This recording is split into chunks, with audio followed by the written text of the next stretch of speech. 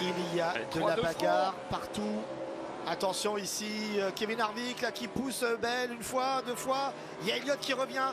Oh, attention, on va rester là sur ce plan. J'espère qu'on va rester sur ce plan. Parce que Elliott... Oh, ça a touché. Et Harvick qui se rate au freinage et qui va dans le mur. Il a vu Chase Elliott dans son rétro. Il a regardé trop son rétro, Harvick. Il a raté son freinage et il sera éliminé des playoffs. On lui a certainement averti qu'Elliott revenait derrière. Et vous entendez la réaction du public. Elle est énorme.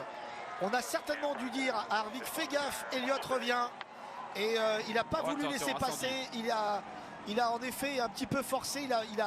On a vu le contact avec la voiture qui était devant pour en effet s'écarter de la trajectoire d'Elliott sous la pression parce que tout le monde savait de façon qu'Elliott allait certainement au contact sur Harvick. Et oui, et de toute façon on lui avait dit dans sa radio, Harvick, il a su, on m'enlèvera pas de l'idée qu'il y a une relation de cause à effet entre les deux. Il s'est pas juste raté, Kevin Harvick. Je pense qu'il savait qu'Elliott revenait très vite derrière. Évidemment la foule est heureuse puisque son favori c'est Chase Elliott. Et oui, puis en plus début d'incendie, donc on l'oblige à sortir. Il va pas enlever son casque à mon avis, Harvick. Et ben Harvick, connaissant le bonhomme, je peux vous dire qu'au niveau de l'ego, ça va être compliqué à avaler. Ouais, mais alors quelque part, est-ce que c'est surprenant sur la saison qu'on a vue de Kevin Harvick alors que évidemment... And there it is. Autrement dit, c'est un peu le karma pour Kevin Harvick, selon la petite communication avec Elliott. Là, il vient de dire, eh bien voilà pour résumer.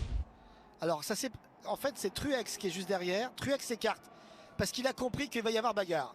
Ouais, Truex c'est pas bête, hein, il s'écarte. Harvick il regarde derrière, il rate son freinage. C'est dingue.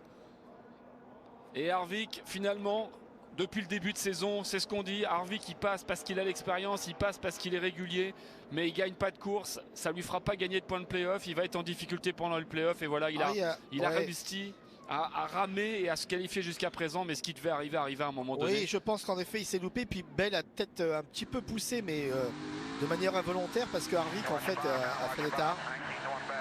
On revoit avec lui. Vous entendez?